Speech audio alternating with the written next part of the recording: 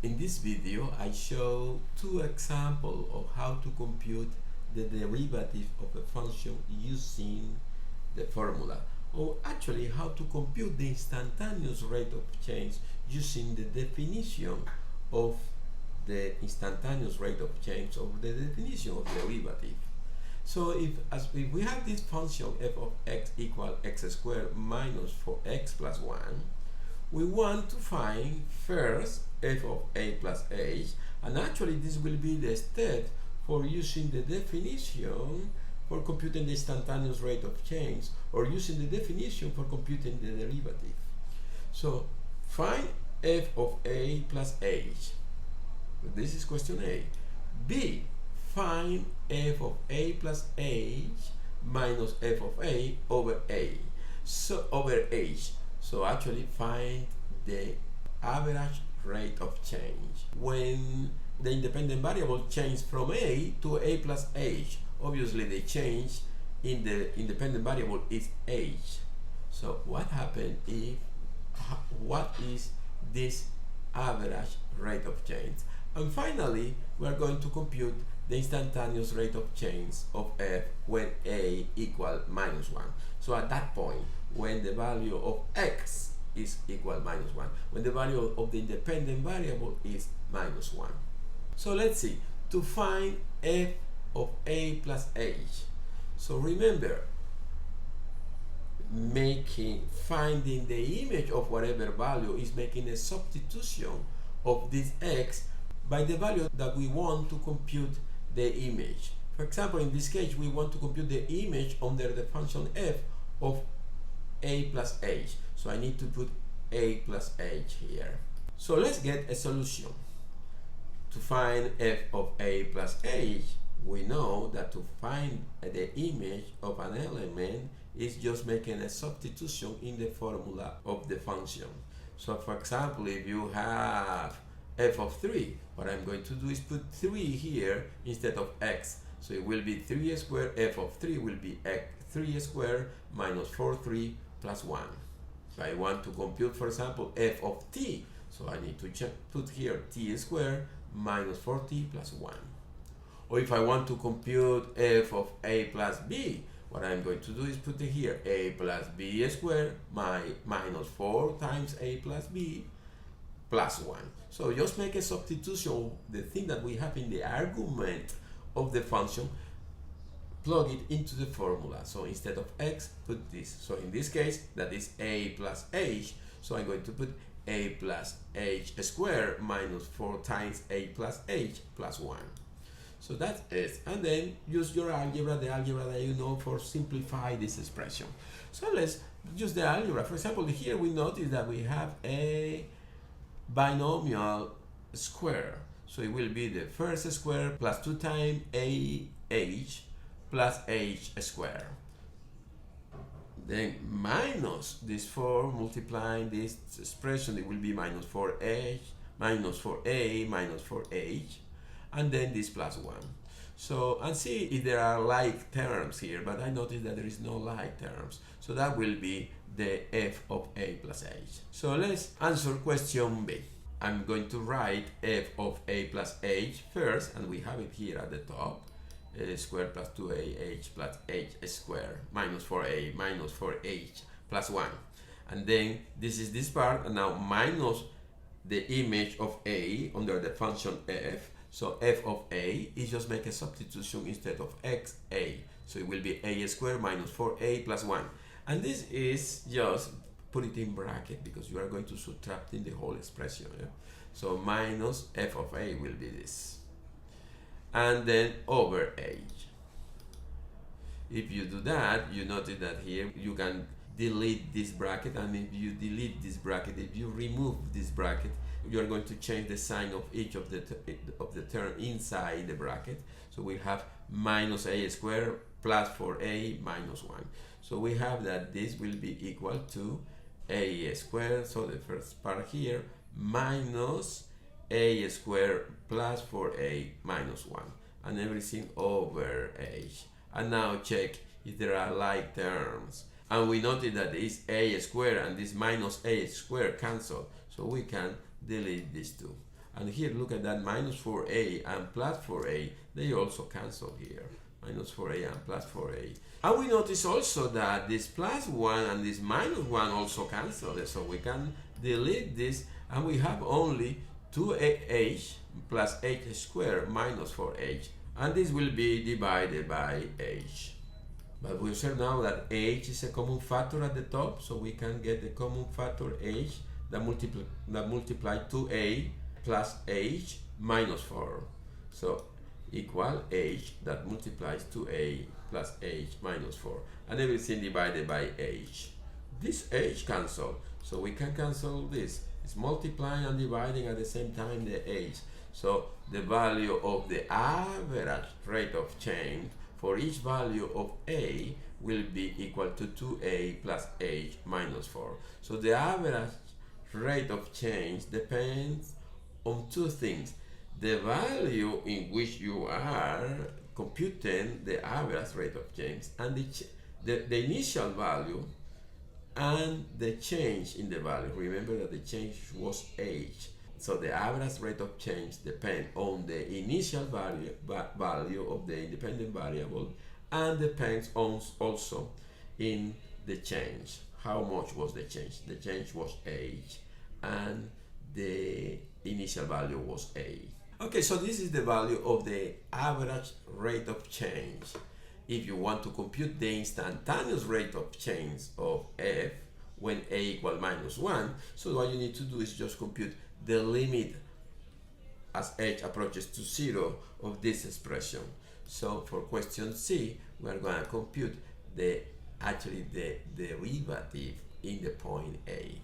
So the derivative of the function f on the value a. And this will be equal to the limit as h approaches to 0 of the average rate of change. And we know that this average rate of change is this 2a plus h minus 4. So it will be the limit at h approaches to 0 of 2a plus h minus 4. If this is there is no indetermination here. Here is something, this is a continuous function. You can substitute h by 0 and you get the answer. So it will be equal to, so this h is 0, and you get the answer 2a minus 4. So 2a minus 4. So the instantaneous rate of change at every point A will be equal to 2a minus 4. So now the instantaneous rate of change only depends on the value where you are computing the instantaneous rate of change. So only depend on A. And now, if you want to answer the instantaneous rate of change when A equal -1, you just make the substitution. So it will be the instantaneous rate of change at -1. So that is 2 times -1 minus 4. Just make a substitution of A by -1. So, and this is -2 minus 4 equal -6. This second example is an application problem. Suppose customers in a hardware store are willing to buy MP boxes of nails at $P per box. It's given by the following function. If I say MP means that the number of boxes depends on P. P must be the price because they say nails at $P per box. So the number of boxes that the customers are willing to buy depends on the price of the dollars. And assume that this MP is given by the following function. MP equal 150 minus 5P squared, where this P go from 1 to 5. So this is true if the price is from $1 to $5. So it means that the domain of this function is the closed interval 1 to 5. And what we need to do is to find the instantaneous rate of change of the demand when the price is P equal 3. So the demand function is actually how much the customers are willing to buy. So we have, when we say NP, we have a function for the demand. So the demand of these boxes depend on the price, and this is the function how it depends. So let's get a solution of this problem. So we want to know the instantaneous rate of change. How is the demand changing when the price equals 3? And we know that the instantaneous rate of change is the derivative of the function respect to the independent variable. So it will be the limit at h approaches to 0 using the definition of np plus h minus np over h. And we are going to do this. So obviously the first thing that we need to do is to know what is this np plus h. So to get the solution, get np plus a. And we know how much is, for example, n3, for example, if I want to compute the demand when the price is 3, the only that I need to do is make a substitution, p by 3. So that will be 150 minus 5 times 3 squared. Or if I want to know what will be the demand in whatever point t, the only that I need to do is just make a substitution. T will be substituting this p. So it will be 150 minus 5t squared. Or if I have what will be the image of a plus b, what will be the demand when the price is a plus b. So it will be making substitution 150 minus 5 a plus b squared.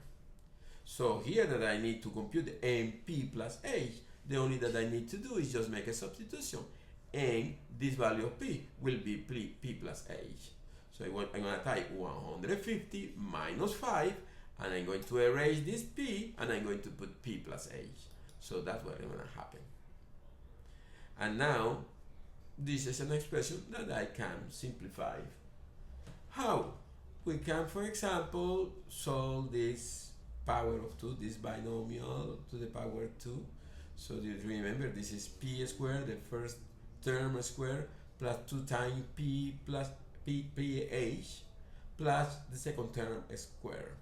So it will be 150 minus 5 times p squared plus 2ph plus h squared.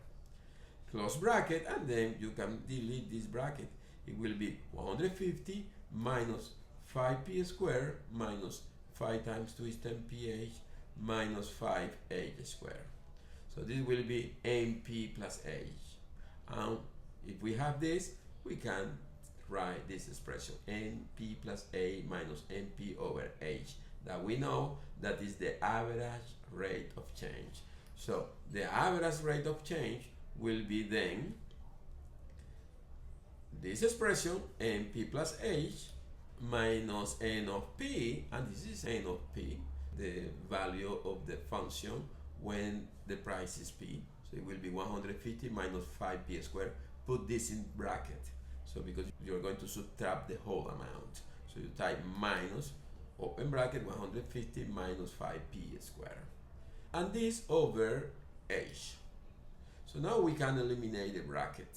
So the eliminated bracket, this is 150 will be negative 150. It will be 5p squared. So they will be 150 minus 5p squared minus 10ph minus 5h squared minus 150 plus 5p squared. Everything over h.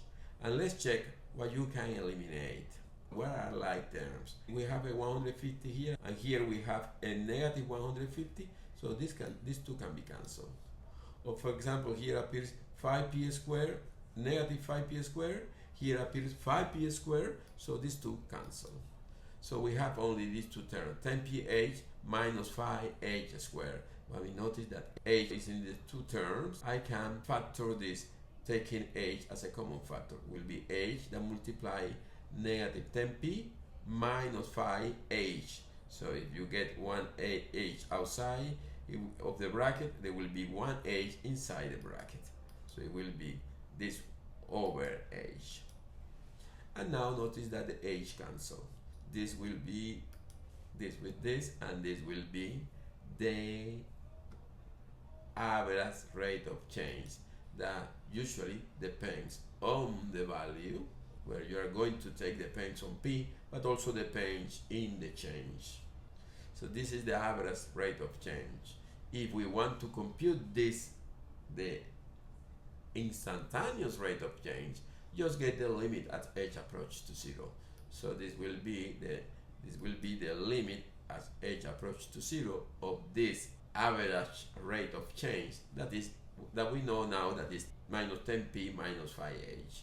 If you make a substitution, h approach to 0, there is no indetermination here, so h approaches to 0, so this term is 0, and the answer will be negative 10p. So this will be the instantaneous rate of change at every point, at every price p.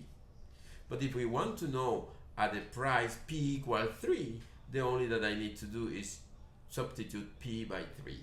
So the instantaneous rate of change of the demand when the price is 3, it will be negative 10 times 3, and this is negative 30. So it means that as if the price is changing, increasing at that point, when the price is 3, if the price is increasing at that moment, the demand is decreasing 30 units per dollar. Okay, and in this way I finished this problem and we finished this video.